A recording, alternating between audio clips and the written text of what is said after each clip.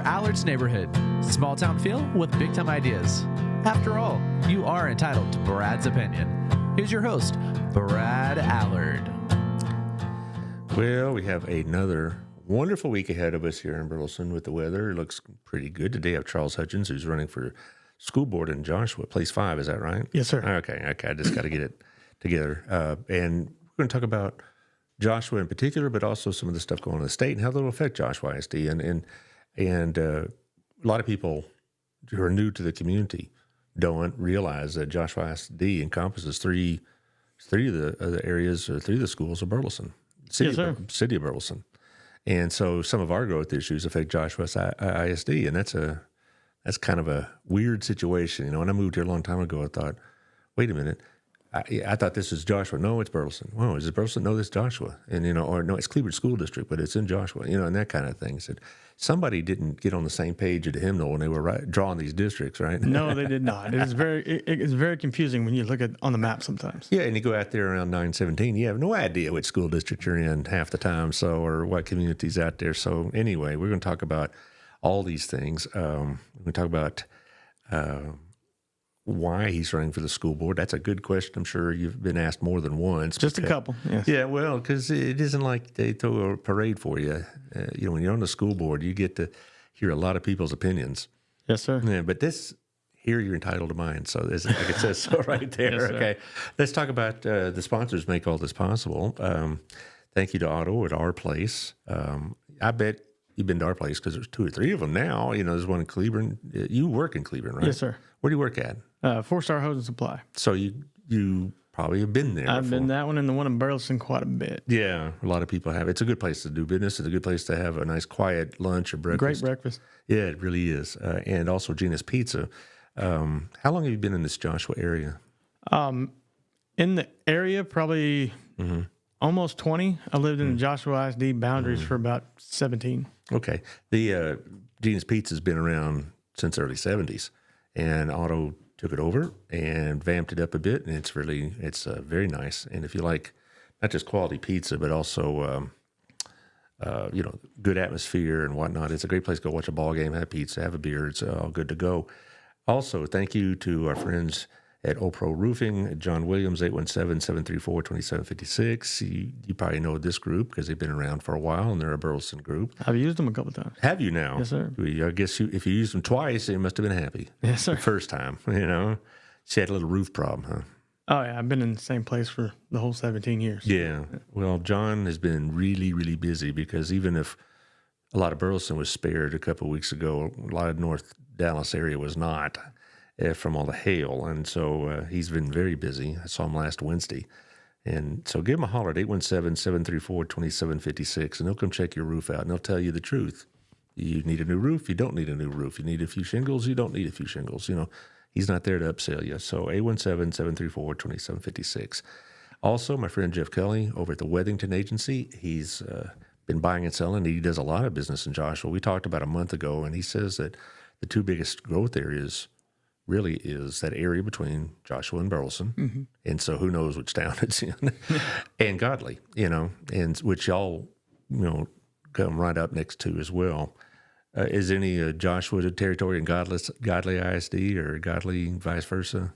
That's another one of those strange how the boundaries fall. Because Joshua goes up this way, then Godly comes over. Yeah, you don't know. You could be driving down the same road. You have to pay attention to the ISD boundaries to know. Yeah. Well, that is important because he'll tell you the first thing that they ask usually, even if they don't have kids, is what school district? What the schools. Yeah. How good are they? Because they not only may want to have children, or if they even are past that point, they want to live in a community that produces good graduates. So anyway, 817-781-0546 or Jeff at jeffkellyrealty.com, and he'll help you out with that. Also, my friend Michelle over at HotWorks. This is infrared workout system. There's 11 different systems, and so it isn't one size fits all. You go there, you tell Michelle and her crew what you want to see happen. Lose weight, get flexibility, strengthen your core, on and on and on. They got the workout for you. Like I said, there's 11 different ones, and it's done with an infrared system, so it minimizes the stress and strain on your muscles and your joints, and it's a really good workout. And it's 24/7 with the security code. So there you go. It's over on John Jones by Kroger and HEB. I don't know. I hope that's BISD. Who knows? But Oh yeah. you know. Also, thank you to our friend Tiffany Griffin, Local Life Magazine. It goes to 30,000 homes, including Joshua, and has a lot of great information, a lot of monthly ads and whatnot, what's going on in the world today around Burleson, Joshua, Southern Crowley, so to speak. I guess this Crowley area goes into Cleburne now. So 30,000 homes plus a lot of retailers have extra copies for you to look at. So there you go. Thank you, Tiffany. My friend Cody O'Brien, Burleson Buzz, $50 a year will get you a subscription to his blog, and it's really good to have because it talks about local issues, including Joshua. Mostly it says Burleson Buzz, but he's branching out a little bit because we're getting to the point now where Burleson, Joshua, Godley, Cleburne is becoming a lot more integrated than it used to be. It's all connected for sure. Yeah, but when I moved out here, I started teaching school here in 88, and I moved here in 91. And there was a lot of not just physical distance, but other distance between these towns. I mean, it's like you go into Cleburne. The only reason you go to Cleburne is for your driver's license or something like that. And now you have a lot more cooperation between not just school districts, but city councils. You've had many city council members on here, and they talk about how they work with other city councils. I've had Derek Weathers on here. He was on a couple weeks ago, and he's talking about all the great stuff going on in Cleburne. So I need to get one of these Joshua City Council people on here, get the mayor out here. Also, thank you to Jerry over at Medicare Counseling and Therapy. Now Medicare does cover therapy for people on Medicare that need counseling of various kinds, grief counseling and other coping mechanisms and things like that, and he provides that. It's 817-992-8034. He's over in the building by Rio Mamba and the Rim on the 3rd floor. His email address, I'll spell it for you, gfcavana@swbell.net. So what I like about his service is because a lot of people my age, I'll be on Medicare in a couple of years, they don't really think about counseling as an option for them because, the expense or whatever else. Now Medicare takes care of quite a bit of that. So 817-992-8034, and he'll set you up. Anybody else? Yeah, it'll come off the top of my head later. We have some nonprofit ads at the end. All right, let's talk to Mr. Hudgens here about, first of all, your background. You've been on the school board before. Yes, sir. And apparently you got the bug or something because here you are again, right? Yes, sir. All right, so what has motivated you to do this? Well, the first time I was on the school board, we right through the heart of my 4 years I was on it. I got appointed to begin with, so therefore you only have a year. Right. And then I won the election the next year, so I had a full 3-year term. And the 4 years I was on it, right down the middle, those 2.5 years right down the middle of it, we were fighting a worldwide pandemic. Right. So we were always on the defensive. We couldn't. I just feel like I want a term to where I can play offense more than defense. You know what I mean? Actually try to get a lot more accomplished. Well, when you say more accomplished, in your first term, you were probably struggling like our school board was, about how you can do distance learning and Yes, sir. all that. And that was a mixed success. But I don't really blame the school boards because we had no guide on what to do about that. We're all flying blind on this. There was no handbook for that. Yeah, and also the information we were getting from the government was always contradictory or going back and forth and whatever else. And now we're hearing that maybe we went too far and all this other stuff, but that's kind of past the point. When you say you want to do some things this time, what do you think is the thing that is most necessary for Joshua ISD? Well, I think we need better transparency, different kind of like a more diverse representation. I personally would like to see the school board change the way it's set up. I would like to see us move to a single member district type of board, which means instead of everybody being able to pick, I want this seat or I want that seat, it's done more geographically. Right. If you do it like that, you have more of a personal connection with the people that you're representing, and they can come directly to you. You can actually, it's easier to catch on to what's going on in your area, Yeah.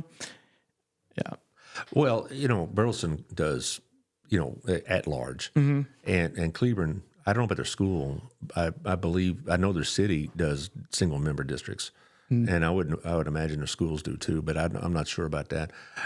The advantage I would guess with at large is that you take a more global view of things. But like you said, sometimes the single members may have maybe a bit more connection to their area of town in which they represent. Yes, because some people they don't like thinking they have to go to a group of 7 or 8 to get their point across. They know who represent them.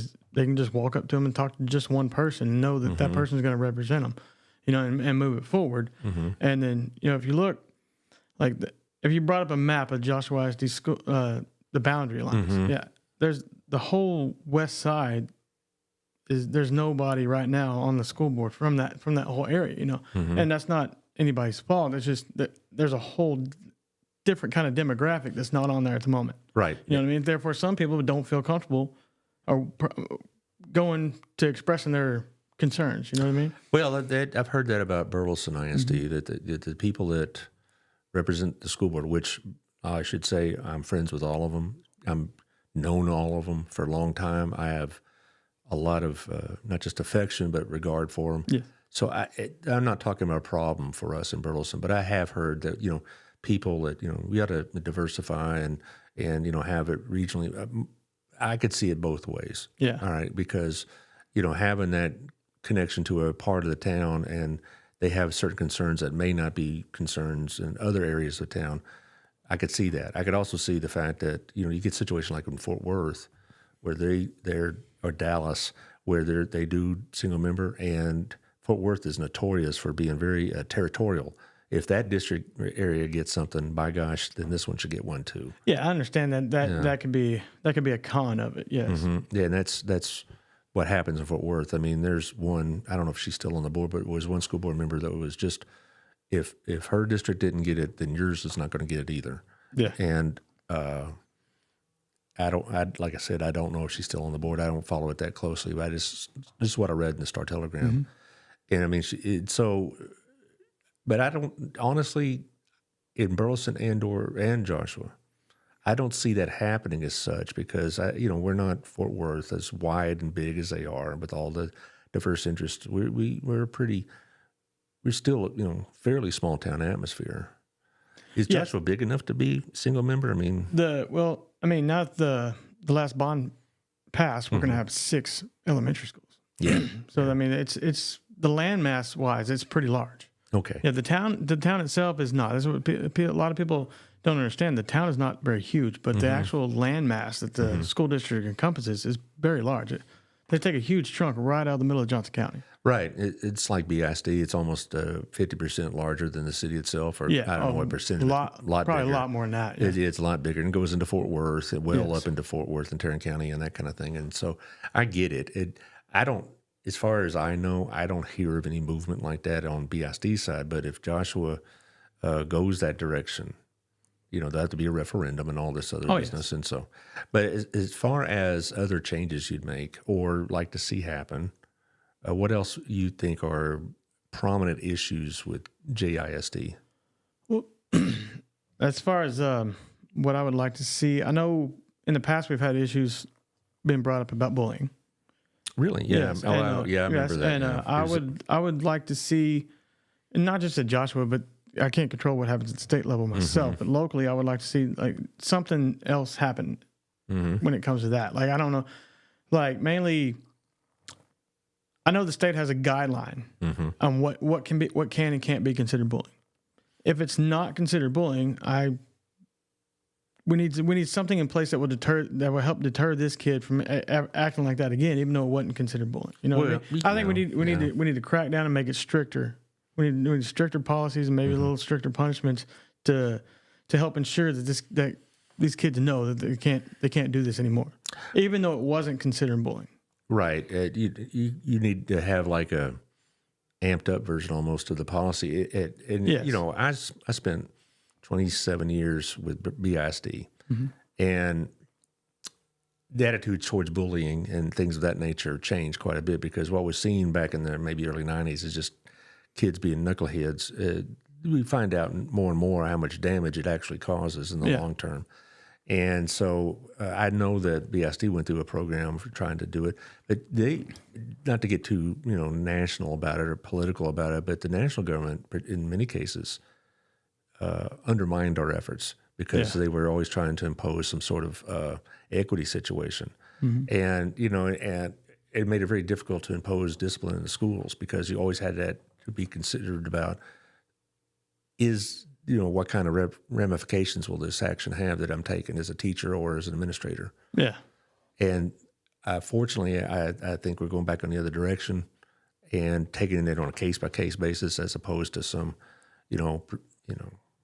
representative basis where, you have certain percentages that you have to follow and all this other business.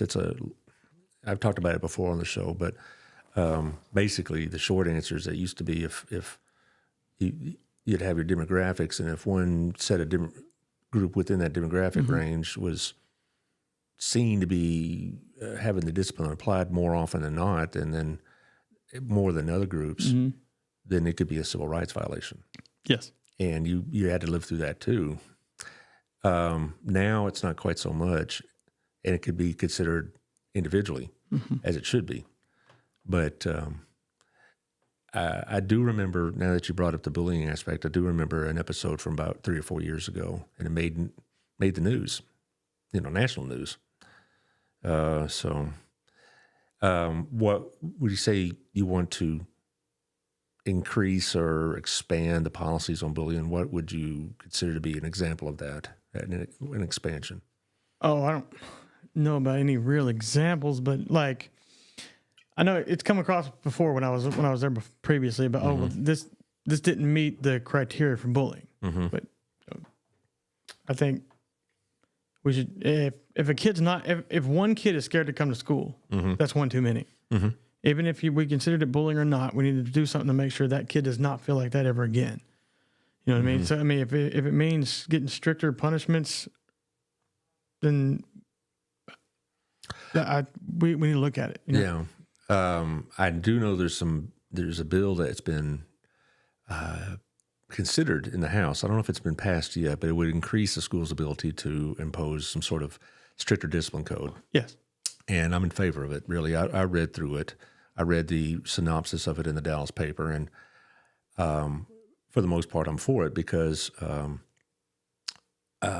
what always struck me about discipline-related issues in school is that we want to focus on this one kid, which is fine. But what about the 29 others in the classroom? What about their rights? What about their ability to learn? If you got 1 or 2 kids in a classroom, I can tell you from experience, if you got 1 or 2 kids in the classroom that are constantly an issue, you're spending 50, 80% of your time on them and not on the rest of the classroom. And what's happening to those other kids' ability to learn or their progress? If you got a math teacher trying to teach you something difficult and you got some yahoo and you can't do anything much about it, you're going to be hurting other kids. Yeah. So that's always been my issue. And I think if this bill passes, the districts are going to have a greater latitude to deal with that 1 or 2 and not have it so negatively affect everybody else. Now, I'm not saying we should throw that one kid out. Nobody thinks that. No, we should just toss them out in the street and say, but there needs to be a way that their distractions and their negative influence be negated somehow. So, but so. As far as the financial end, which is always the fun part of being a school board member, y'all passed that bond. Yes, sir. In May, right? Last May. Yes, sir. And it was close. And it was your 3rd time. So obviously there's a lot of people in your district that have some hard feelings or strong feelings, let's say, about that bond. Why do you think that bond was necessary? I think the bond was necessary because we are, like you said before, we're experiencing a lot of growth in Joshua. And where the growth is coming, those elementary schools where the growth is really expanding, they're getting full. They're really full. If they're not at capacity now, they will be very soon. So the bond was necessary. And when they built Nichols Middle School, which is in Burleson city limits, it is. Yes, sir. Yes, sir. And And the two elementaries that are filling up, those are also in Burleson city limits. Is that North Joshua? North Joshua and Cattle Grove Elementary out on 1902 is getting pretty full. Is one of them also. But when they built Nichols, the demographers didn't see the growth coming like we have now after Chisholm Trail opened up. Right. So therefore, now that it opened up and the growth is coming, Nichols isn't big enough. So we had to have that also. That's amazing. I mean, we look at some of these schools and they're big and they're nice and all this, and we're outpacing our ability to keep up. Yeah. Keep their facilities up. Also, I'm sure you're aware about that big Chisholm Trail development that's coming to Burleson. Yes, sir. And it's all in JISD. Very much aware. That's out pretty close to where I'm at. Yeah. Yeah. So, it's going to, I've had a representative from the company doing the development. It's been a little while. I need to get him back on the show. Justin Bond is who I'm talking about. I need to get Justin back on the show.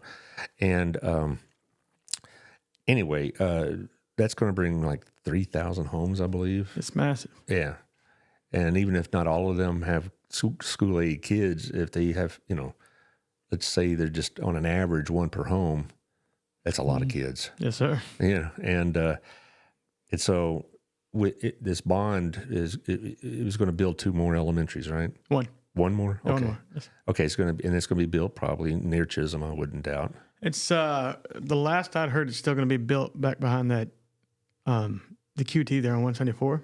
Okay. Right by the railroad tracks, back behind it. Yeah. Oh yeah, right near Texas Health and all that. Yeah, Panchas Hart Farms area. Yes, sir. Yeah, which is again City of Burleson, right? Yes. And see, that's I think what people who aren't really paying a lot of attention to a lot of this don't realize, that they look at Joshua and they think, well, can't they control their growth or whatever else? No, you have nothing to say about what's going on in Burleson, really. Oh, yeah, we heard all about it. Why are we doing this for Burleson kids? It's like we heard all the stuff last time, and a lot of people didn't realize it. That they might live in Burleson, but it's Joshua ISD. Like they're Joshua kids. Yeah, they're all owls. Yeah, right. That doesn't make sense to me, because okay, if they're Burleson kids, or if we're talking about the city, okay, and the city services, I get it. But we're talking about schools, and this is your territory. Different ballgame. It's not even the same kind of argument. Yeah. And even if it were, I mean, first of all, my default position on bonds is I'm going to be pretty favorable to them unless it proven otherwise, because I guess I spent all that time in the school system, and I see at the ground level what goes on. But the idea that, okay, if I vote for this, somebody else's kids will benefit, that to me would be an incentive, not so much a negative, but that's their problem. But as far as other financial issues for all school districts, every 2 years, it's always a fight to the finish down in Austin trying to get funding for schools. Yes, sir. And you probably dealt with them in your first go around. You probably dealt with state officials, I'm sure. How did you find that experience? Well, as soon as you think you know the answers, they change the questions pretty much. Yeah, especially I know I came on the board right after I think it was HB3 happened, and it seemed like every time we had a meeting, something else was different. Right. Yeah. Well, they just passed the budget, the House did, and the Senate's going to probably, concur more or less with it. I mean, what happens now, it's going to go to the Legislative Budget Board where they'll work out all the differences, okay, and then they'll come back and it'll probably be done probably by the end of this month maybe. And they have increased the amount of funding for public schools and give teachers a raise and whatever else. They also put $1 billion towards vouchers, which I want to address separately in a few minutes. But I have talked to a couple of representatives before. Both the people I'm referring to are no longer in government; they're private life now. And their attitude, a lot of it was, it's not that we don't want the kids to learn well and all this other stuff, but they always got every time they put money towards public schools or even the community colleges or whatever else, that money was not spent directly on the classroom. It was spent on administration or programs or whatever else. As a board member, you'll have an ability to keep a close eye on that kind of thing, right? Yes. Do you think Joshua ISD is guilty of what they accuse school districts of? No. So no. Fiscally wise, when I was on the board, it was about as solid as you can get. Like we won all kinds of awards for transparency. You name it. There's stars, there's stars that they won all over the website. Yeah, financially wise, Joshua ISD was pretty solid when I was there. Yes, sir. I will say the same for BISD. I used to have them more often on the show, but they told me this year that they just don't have the manpower to spare because they have been consolidating jobs. And when people retired and moved on, they may not have been replaced and whatever else. So, I could see examples maybe of a big metro district like Houston, that being an issue. But locally, I think because we are smaller and we are closer to our board members, I mean, they can catch you at church or at the ball game. I know don't you coach Little League baseball or something like that? So I did basketball and I'm doing softball now. Yes. All right. For your daughter? Yes. Okay, right. And so they can always catch you at the ballpark, right? Yes, sir. Or at the grocery store. It happens all the time. Oh, yeah. And that's the value of having small town government in a federalist system like this. That's what's different about Joshua, because it's a 5A school. Yeah. And it's a 5A school, but yet the town's small and everybody, it's tight community. You can walk up to see anybody you want to. Well, you think that even as big as Burleson is, it's kind of grown past that now. You go to HEB, you go to, I don't know, sport event, you go to the church, you go to Walmart, whatever, you're going to run into office holders of one kind or another. I've had Victoria Johnson and Ronnie Johnson and Chris Fletcher and many others, and they'll tell you the same thing. It's like, most of the time it's cordial, but they people know where to find them. They work in the community. I guess I could walk into your work, which is not very appreciated, but still they can do it. No, I've had people come in there, but nothing to complain about. Okay, well that's a good thing. Yeah, because that's always been one of the reasons why when I talk to people about running for offices, one of the concerns I have is their private life. And not everybody plays fair on the internet. I guess you found that out. No.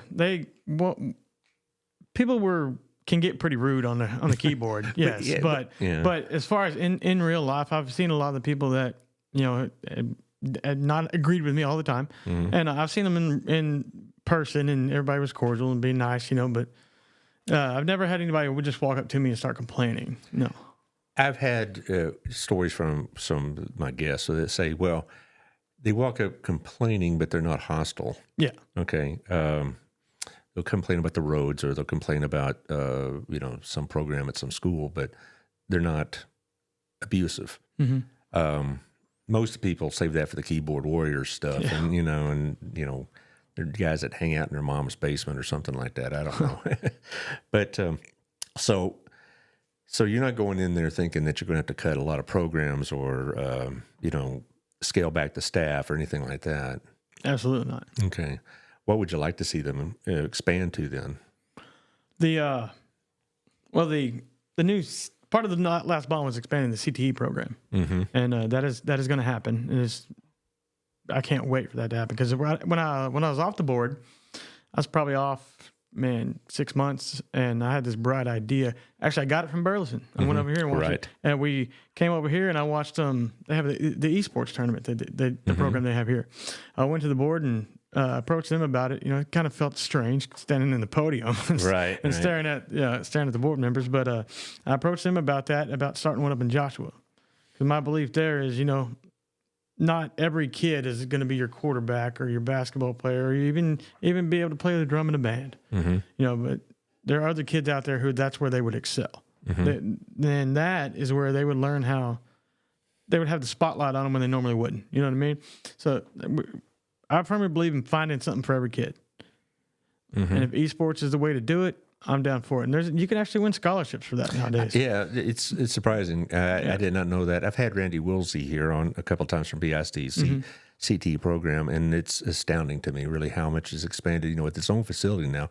I think pretty impressive. It is. It really is. They got their inspiration, if you will, from Ben Barber over at Mansfield ISD. I don't know if you've ever been to that. I haven't been there yet, but I know his name, because me and a couple of guys from the Joshua ISD I do a lot of work with the Joshua Youth Sports Association also, and we've been working together. We're going to get it started in Joshua, but we've done a lot of research, and those Burleson and Mansfield are the two that we're shaping it after. Well, I saw it, Ben Barber, 15 years ago, and it's only gotten bigger since. But I was was hosted around the building by Jerry McNair, who's one of our board members here now. She was the principal then, and I was just flabbergasted what they had. And so I'm glad that Burleson picked up their game. Public schools, some people, not many, but there's still some with this retro idea that you just learn them the good 3 R's and that's it. It's good enough for me. It was good enough for them. That's not the world today, even remotely. No, you got to keep up. I went to a pretty highfalutin high school back in. I graduated in 1980, which should tell you how old it was. Went to Plano Senior High, and at the time it was considered one of the most advanced high schools in the state. One of the largest too back then. My graduating class was about 1,240. So there were about 2/3 of my graduating class I never met. But the point is when I went to Burleson High School 20 years later, we were offering, or not 20, it was about 10 years later, we were already offering more. And when I left it in 2016, we were offering stuff that, a lot of community colleges weren't offering back then. And now we have early college program. Do you want to do an early college program school like Burleson has, or is that still on the wish list? What was that? We have, we have a school for early college. All right, you can graduate with both your high school degree and an associate's degree. Oh, we do that. You have, but is it a separate facility? No. But you have that program. I do believe. I don't want to lie to you, but I do believe they go to Hill College. Yes, and we also offer the dual credit also. Well, and right. that. Yes. Well, but we do have an associate degree program. I think they only allow there's a certain amount that can get into right. it. Yes. Right. Well, the building that Burleson does it was the high school that I began teaching in 1990. And so I just left Hill after I was dual credit for BHS, and I did Hill College night classes since like 2003. And after 20-something years, I said, I'm good now. It was a very amicable parting, nothing. I always make sure we understand that. It was my time to go. And anyway, I was 2 doors down from where I originally taught back in 1990. But it's so revamped that it really wasn't like some trip down memory lane. But what was interesting about it was the kids that Burleson focuses on are not like the kids that are going to A&M, Baylor, UT, TCU. There's the ones that maybe whose parents, they're not college graduates. And this kid may potentially be the first college graduate in their family. I recommend that for anybody. I hope Joshua will expand that program. Oh, yes. Because it's I was just asked if the podcast was running behind because somebody has been tuned in since 11 and all they see is music. Are they on Facebook or YouTube? I have no idea. Or are they on the radio station? It should be. Josh, we're good, aren't we? Yeah, we're good. Okay, just make sure. If it's just music, they might be tuned into the radio station. Yeah, they're probably tuned into community radio, which I appreciate. No, this show. Greg Cooper says he sees it. Okay, Cool. It's right Just now making sure. in real time. It's YouTube and Facebook, and then tonight at 6 o'clock it'll be run. Okay. And Just then- make sure everybody see it. We're good. Yeah. No. Yeah. No, I lost my train of I'm thought. sorry. I'm sorry. No, that's good. I'm glad you asked because I'd like for you want to get the word out, and if you have a friend that wants to support you here, that'd be great. But again, it's on YouTube right now and Facebook on Mr. Allard's Neighborhood. And also I shared it with Municipal Matters, Burleson Neighbors, a few other spots. Now, anyway, I was going to talk about the voucher issue. Yeah. Okay, because in the budget that hasn't been finalized, like I said, it's gone to committee for reconciliation between the two houses.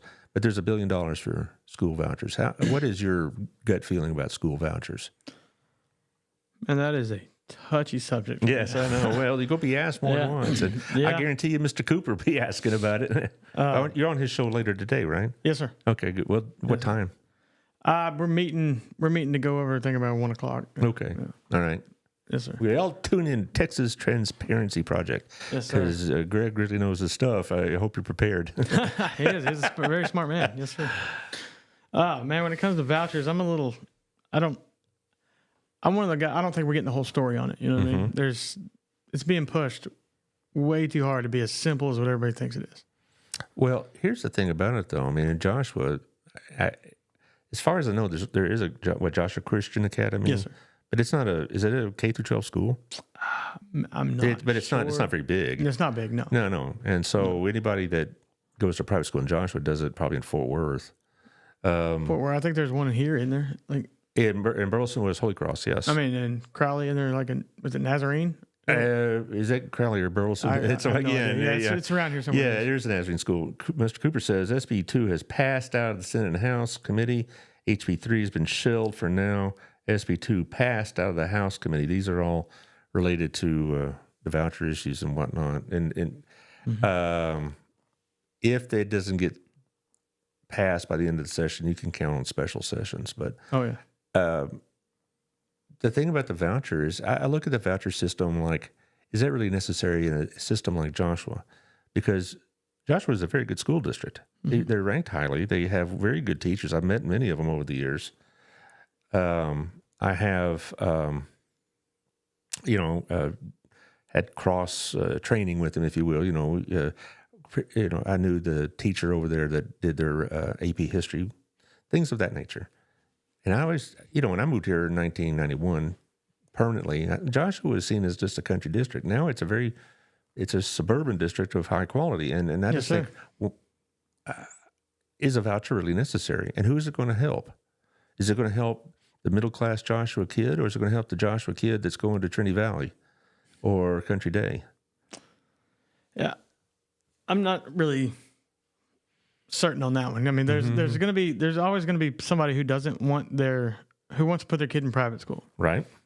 And if they want to be able to take their kid and their tax money with their kid to private school, because private school's not, they have to pay for it. Who betcha? Yeah. So and there's always going to be somebody like that wants to put their kid in the private school. I guarantee you there's a few now that are in Joshua ISD school district got boundaries that their child goes to a private school. Well, I know it because after I left Burleson High School in 2016 for 3 years, I taught at Southwest Christian over by Benbrook, and most of the kids came from Fort Worth or Crowley. But there was a handful of Joshua and Burleson kids. And, and in full transparency, when my children were small, I put them in Holy Cross. But it wasn't because I was dissatisfied with BISD. It's because my wife and I wanted a faith-based instruction at a young age, which we didn't expect BISD to provide, nor do we feel like it was their responsibility to provide. That's their mom and dad's responsibility. And when they got to a certain age, we put them in BISD because by that point, BISD could offer them so much more. I've heard of others doing the same thing. Yeah, but it's there's I would say half or more of the people that do homeschooling or private school that I know here in Burleson area is not because they're dissatisfied with BISD. It's because they want a faith component in their kids' education. I would agree, and that's great. But I wouldn't expect anybody else to pay for that. See, what a lot of people don't understand about that also is the private school can still tell you no. Yeah. Well, yeah. My experience at the private school was mixed. And so when I refer to my school teaching career as a whole, I look at BHS. I've never had any dealings with the private school because I grew up in a little town of like 800 people. Which town was that? Kroll, Texas. It's out west of Wichita Falls, a long way. Well, I don't know where Wichita Falls is. Yeah, exactly. So I grew up in a little town of 800 people, and that town was the county seat, and there's probably, my graduating class had 11. Whoa. Yeah, so I brag about all the time I was in the top 10 of my class. But thank God for that number 11. I know, right? Yeah. But and so you didn't have a choice. That was the only school you can go to, and in a little rural county like that, there was no other thing, no other option.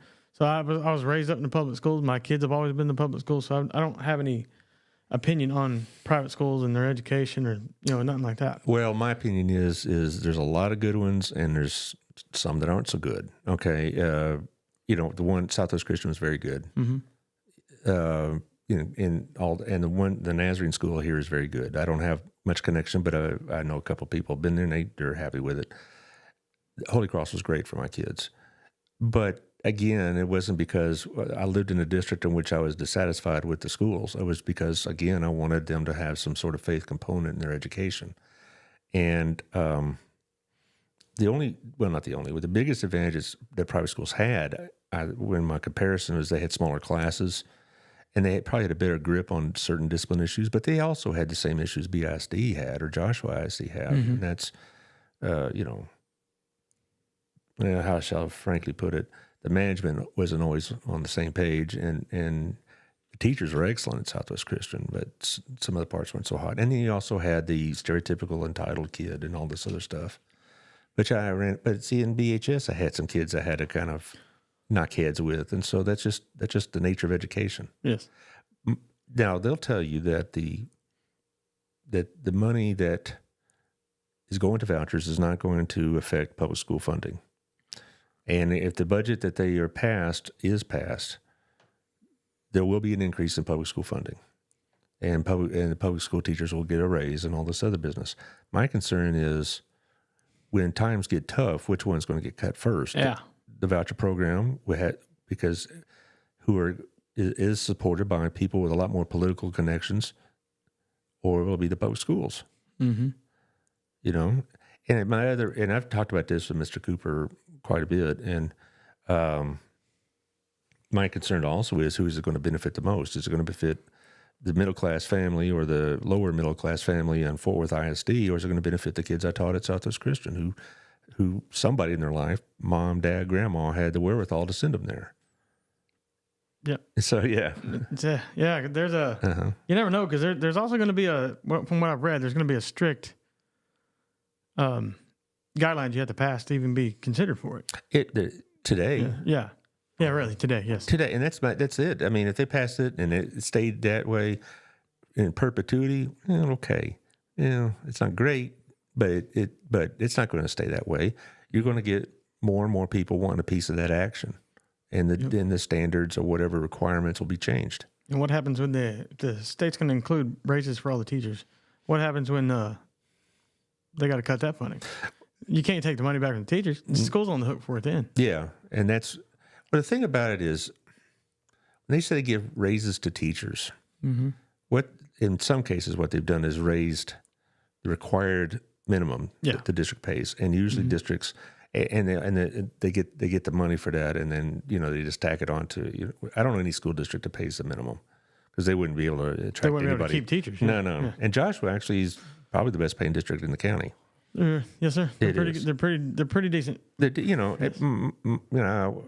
I was paid adequately. I never really complained about how much I got paid. I wish the insurance is better. That's another question altogether. The insurance really wasn't that great, but as far as like my salary and all that, it's like, okay, I knew getting into this profession, I wouldn't be made wealthy, but I would be, sufficient.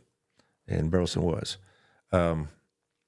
But my concern is that the vouchers, when they get passed, they're going to have a constituency politically that will be very, very difficult to oppose, particularly when you got people out in, like out in Midland, the oil man, Mr. Tim Dunn, who's putting millions of dollars into campaigns for candidates and people that support vouchers, like our own Ms. Kerwin. I mean, she got a lot of money from pro-voucher sources. Yes.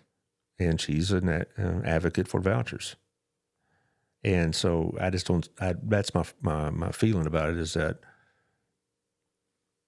their ability to basically direct the politics of all of this is going to be in their favor.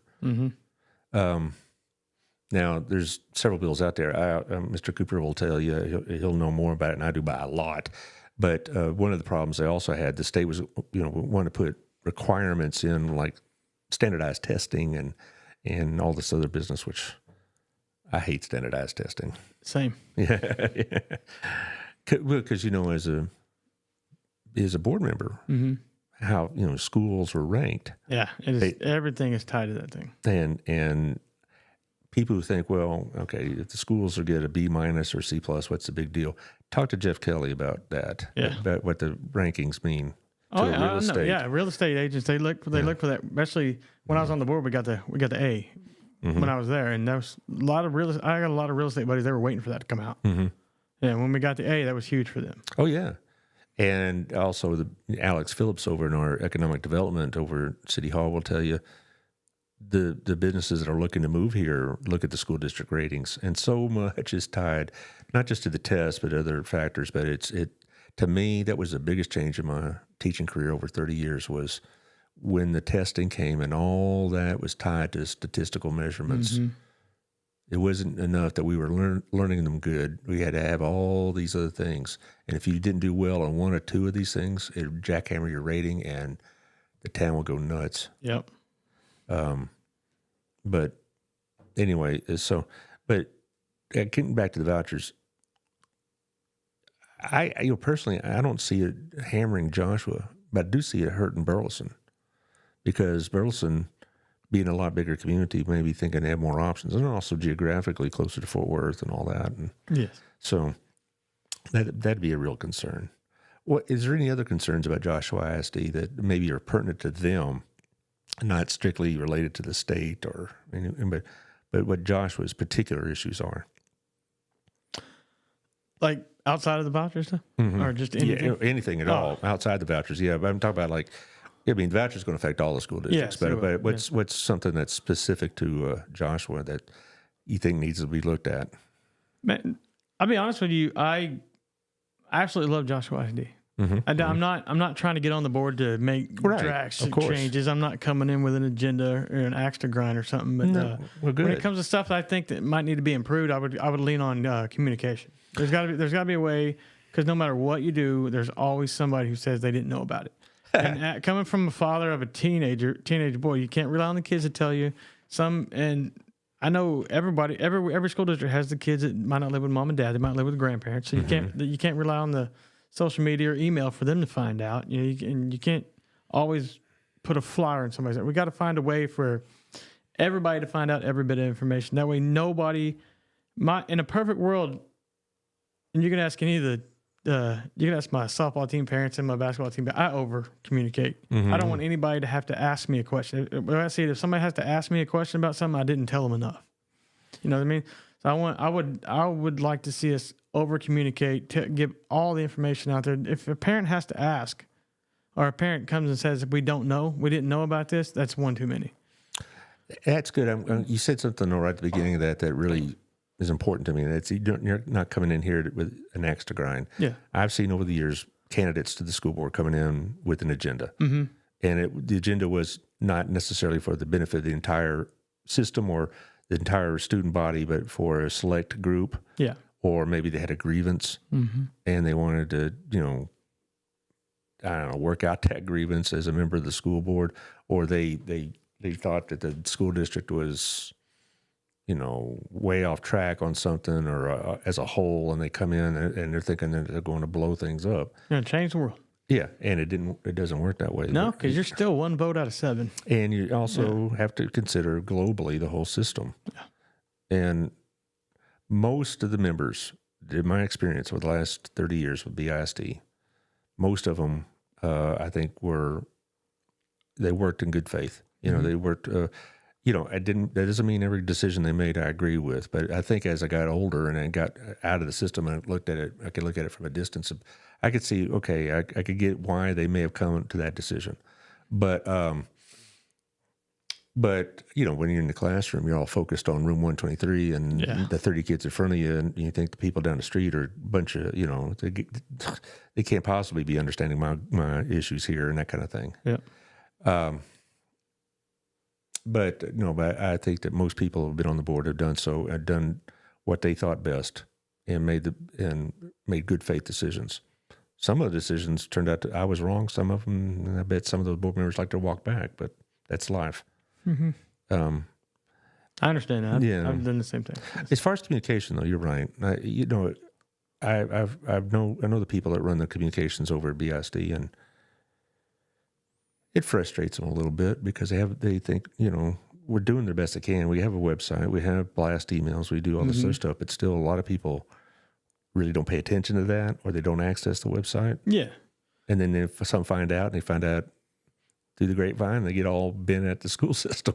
Yeah, when it comes to that, it's the same thing as far as almost any other subject school related. Every household's different. You got, and the school district has the unimaginable job of finding what works for every one of them. You know what I mean? I think a lot of the communication issues, fall upon the teachers. Well, okay, it's I made it as a policy as much as I could that every time a major grade went to the grade book, I'd send out emails, and you could do it. It's not that hard, you have a blast email or whatever, class wide email, or if I had something specific, if little Johnny was falling behind, 30 seconds, an email, and if they respond, great. If they don't, and they say, well, I didn't know this, I said, well, ma'am, I sent you an email at this date, and here it is. Yeah. It does kind of take the sting out of their argument. It does. And so some of that, I would, I'm going to just speak into the universe. You're going to win your election. Okay. I'm going to say, you're going to win. When you get there, I would say to the superintendent, if he hasn't done it already, to stress to the teachers to do it. Because nothing gets you get an email from, a blast email from the school. It's great, wonderful. You get an email specifically with your name on it from your kid's teacher. It'll be more likely to be read. Oh yeah, I get those from a few of my son's teachers. Yes, they're not bad ones though. Okay, good. No, all right. They do send out progress reports. Right, and, hey, a reminder, this assignment's coming up. We get those, but like I said, not everybody reads those emails. I did it as we say, the CYA method of doing things because I didn't want to be. Trail. Yeah, I did not want to be sitting in a meeting with a parent and I dropped the ball because it's not a fun meeting, particularly after the parent leaves and the superintendent or the principal really is who it was, the principal or vice principal explains to you with great emphasis how he does not appreciate those kind of meetings. Yes, sir. Anyway, I'm going to talk about a couple of nonprofit things coming up. Okay. And also, like program notes, if you will. We have a lot going on. All right. Easter Sunday's coming up, so we don't have anything really this weekend. I do know at the library tomorrow they have an egg decorating thing at 5:30. So, that's something to do for little kids over at the library. They do a lot here in the Burleson Library. But also on the 26th, we have the Walk for Life for Next Step Women's Center here. And Next Step does great work with families, not just women, but also the fathers involved with the pregnancy issues, And they do a lot of great things. And they have their Walk for Life at Bailey Park at 9 o'clock. And the sign up is over on the QR code or on their website, Facebook page, all the above. Go by and sign up in person. You want to either sponsor a walker, become a walker, whatever. It's a great event. It's one of their big fundraisers. They have two a year, and this is one of the big ones. Also, the next day, we have Vineyards and Vibes over at Lost Oak. And I'm sorry, Lone Oak. I keep calling it. No, it's Lost Oak. They used to be called Lone Oak. Sorry, over at Lost Oak. And Lost Oak Winery is, kind of a great place to do a lot of business. I'm sure Joshua people do stuff there, events. Vineyard Vibes is for Harvest House. The tickets are $25. They are, or $30 there at the location on the day of. And they do a lot of great work. Last Tuesday, I had leaders of the food pantries here, Harvest House, Promises Community, and Crowley House of Hope, which is just across the street. And they need help. Joshua has a food pantry, does it not? I believe it does, but I've been waiting for them, hopefully, to contact me someday. I can't recall. Okay. Well, anyway, this is a big event. Harvest House, Vineyard and Vibes. It's their biggest deal of the year. So you want to show up Phil Hamilton. Sorry, dude. He's going to be doing the evening entertainment. Also on May 10th, we have City on the Hill with Lisa Schwartz and the Crazy Eights and all that. I'm going to see which one in particular day to have. I know it's coming soon. I believe. Yeah, I'm right. It's next Monday, the 21st. I'll have them on. Also, the 22nd next week, I have Reach Across Johnson County that's putting on a mental health seminar. So that's going to be a fun week. Josh, if we were doing the radio's 88.3, The Journey was promoting the show today. So hopefully their listeners will tune in at some point, either Facebook or on the radio station to look into what's going on here at Mr. Allard's neighborhood and all. Rich Hooper's got a lot going on. They just had a fundraiser, and they're always looking for help because it's a nonprofit station. It's not, they don't run commercials. So 88.3 The Journey. Also on my radio station, Community Radio, you'll see it or hear it rather on Live 365, Odyssey, and TuneIn.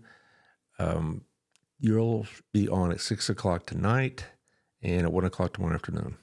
As far as program notes, tomorrow I was going to have Amber Case with Harvest House, but there's a family health situation I need to attend to, so we're not going to have a show tomorrow. On Thursday, Taylor was able to arrange the schedule, thankfully, and we're going to have Adam Russell and Larry Scott from the Burleson City Council on. We're going to talk about property tax issues. And as far as you're concerned, Mr. Hudgens, you're going to be on Texas Transparency Project soon. Yes, sir. Well, have fun. No, Greg will be very cordial and gracious as always. He's not going to. He's a good guy, very smart. Yeah, he's not going to pull out something. When you were 16, did you really say this? Like they did with Brett Kavanaugh or whatever. Don't get me started. Josh, thank you for your help today, as Absolutely. always. You staying out of trouble more or less? I'm trying my best. Okay, good. All right. Anyway, so I'll see you all Thursday. And Mr. Hudgens, you have the last word. Tell us why would we vote for you? Well, like I said, I've been on the school board before, and I'm looking to join it one more time. I want one term where I can feel like I'm played a little offense. You can ask anybody I know. I hate tooting my own horn, but I have to. It's part of it. Yeah, I have to. There are others in the Josh community that do a lot for the children, but you'll be hard pressed to find many that do more than me. I every spare second, I don't know what free time means. You can ask my wife; she drives her crazy sometimes. That every spare second I have, I'm doing something with the kids in the neighborhood, whether it's coaching, driving to some kind of band event, doing just about anything. Because like I said, I'm involved with the Joshua Youth Sports Association. I'm involved with the football, the basketball, the baseball, and softball. We do it all. And if my kid's not in it, I'm still there doing something. So I firmly believe that the best way to make the world a better place when you leave is to educate the kids of today. You know what I mean? So and that's not just in the classroom. It's teach them how to be better people also.